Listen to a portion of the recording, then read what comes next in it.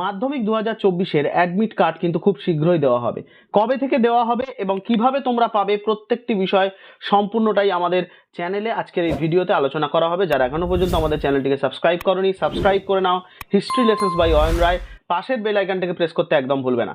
নমস্কার বন্ধুরা, history lessons by Ayan রায় চ্যানেলে সকলকে স্বাগত জানাই। মাধ্যমিক 2024-এর পরীক্ষা কিন্তু তোমাদের দরজায় কড়া নাড়ছে, তাই প্রত্যেক ছাত্রছাত্রী তোমাদের প্রস্তুতি কিন্তু জোর কদমে শুরু করে দিয়েছো আশা রাখবো।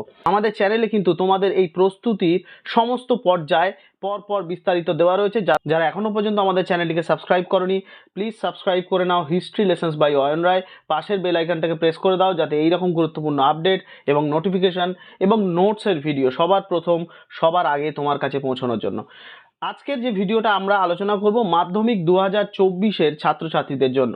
মাধ্যমিকের অ্যাডমিট কার্ড কবে থেকে হতে পারে দেওয়া এবং পরীক্ষার্থীরা সেটা কিভাবে পাবে সম্পূর্ণটাই আমরা আলোচনা করব এই ভিডিওর মাধ্যমে। দেখো, রাজ্য জুড়ে আগামী 2রা ফেব্রুয়ারি থেকে শুরু হতে চলেছে মাধ্যমিক 2024 পরীক্ষা এবং এই পরীক্ষা দেবে প্রায় লক্ষাধিক ছাত্রছাত্রী। 5ই জানুয়ারি 2024 তারিখে পশ্চিমবঙ্গ মধ্যশিক্ষা পর্ষদ বা WBBSE এর ওয়েবসাইটে মাধ্যমিক পরীক্ষার অ্যাডমিট কার্ড সংগ্রহের তারিখ সংক্রান্ত একটি নোটিফিকেশন আপডেট করা হয়েছে এবং সেই নোটিফিকেশন থেকে কি জানা যাচ্ছে সেটা আমরা একবার দেখে নিই।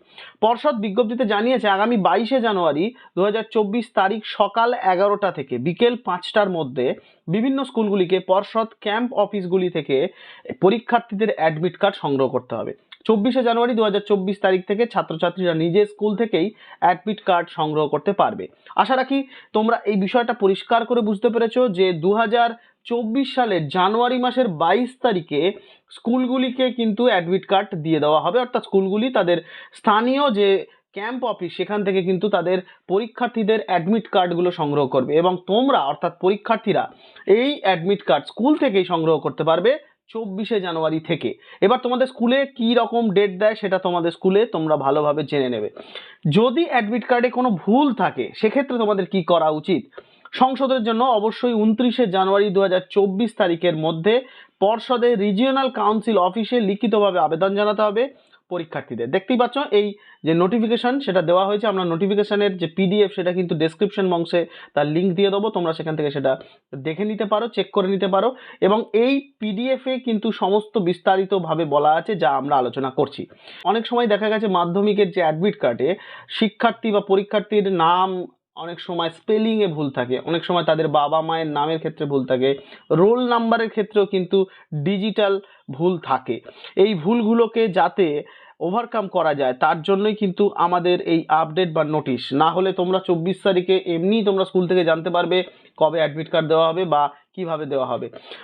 সকল ছাত্রছাত্রীকে মাধ্যমিক পরীক্ষা 2024-এর জন্য বিশেষভাবে শুভেচ্ছা জানাই আমাদের channel history lessons by Ayan রায়ের পক্ষ থেকে। যারা এখনো পর্যন্ত আমাদের চ্যানেলের সঙ্গে যুক্ত হওনি অবশ্যই সাবস্ক্রাইব করে নাও হিস্ট্রি লেসন্স বাই অয়ন রায় এবং আমাদের চ্যানেলে দেওয়া মাধ্যমিকের বিভিন্ন বিষয়ের যে গুরুত্বপূর্ণ লাস্ট মিনিট ফাইনাল সাজেশন অবশ্যই চেক করো, কারণ এই সাজেশনের মাধ্যমেই তোমরা তোমাদের অভীষ্ট লক্ষ্যে কিন্তু পৌঁছে যেতে পারবে।